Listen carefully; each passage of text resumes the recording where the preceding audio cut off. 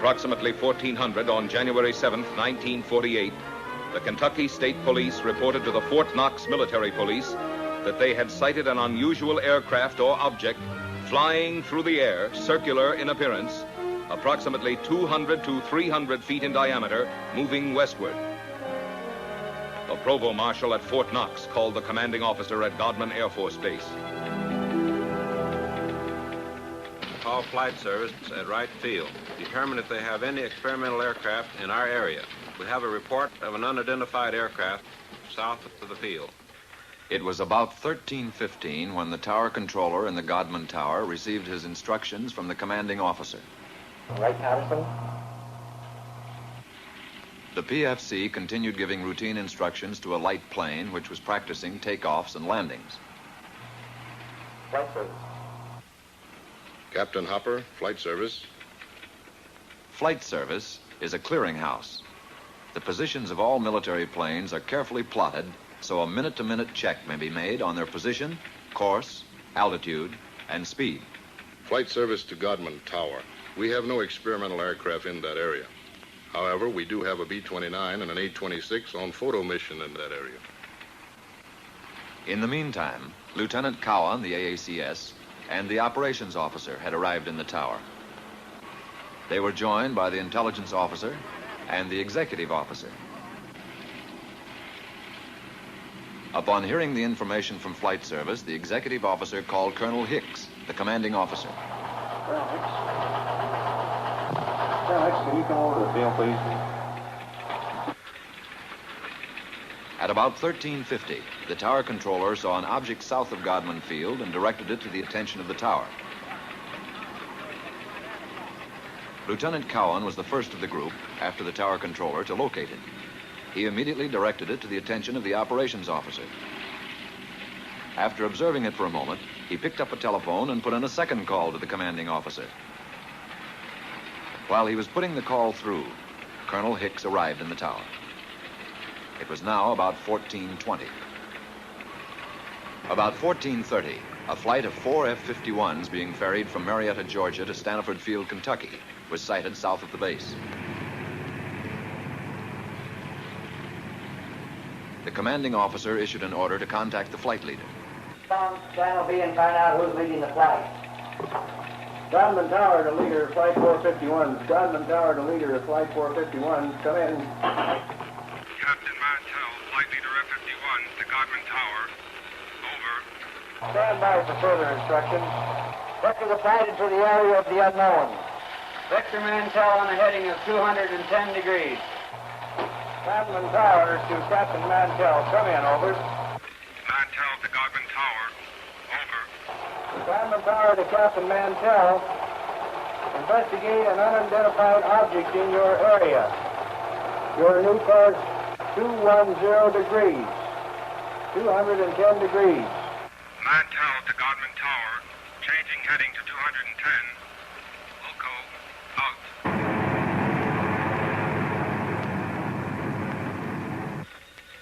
One of the ships in Mantell's formation, NG-336, piloted by Lieutenant Hendricks, requested permission to land at Stanford Field to refuel and get oxygen. Permission was granted. Captain Mantell and the other two planes started to climb toward the object. The second pilot made a similar request. Both wingmen refueled and, after getting oxygen equipment, took off again. Captain Mantell, flying NG-3869, continued climbing, outdistancing his wingmen.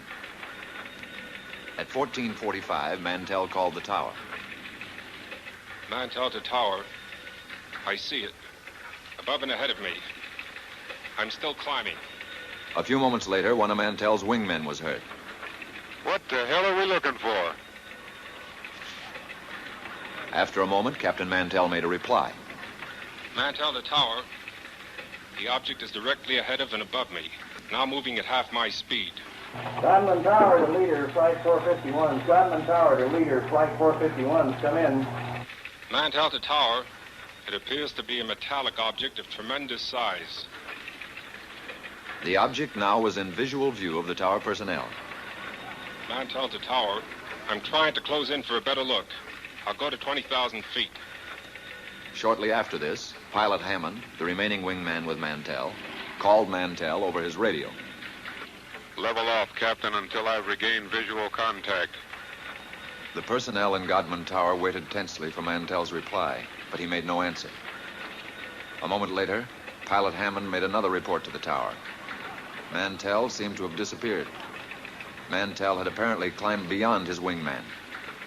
At 15:25, the remaining wingman broke off and returned to Stanford Field.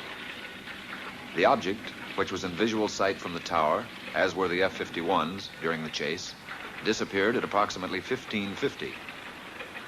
The F-51s were first lost to view, and then the object went behind a cloud.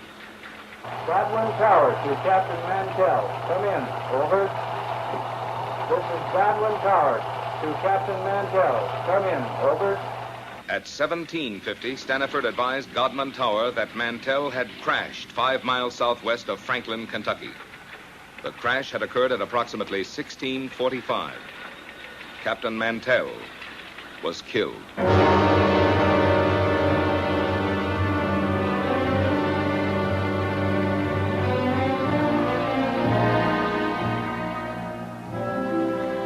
Statements were taken from all who were present in the tower during the Mantell sighting.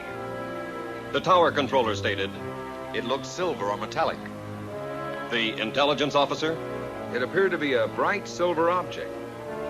the executive officer, It was circular in shape.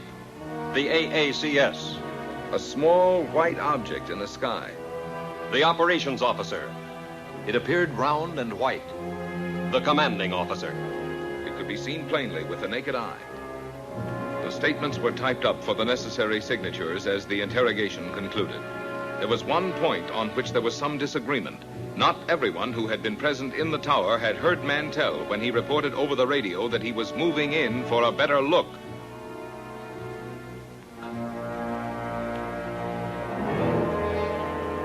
The more lurid sections of the press reported that fragments of Mantell's plane were found to be radioactive. Some news sources reported that an autopsy revealed that Mantell had been killed by some kind of death ray unknown to our men of science. These reports were false. Because certain publications persisted in using a sensational approach in reporting sightings, there were increasing demands from the public for an explanation.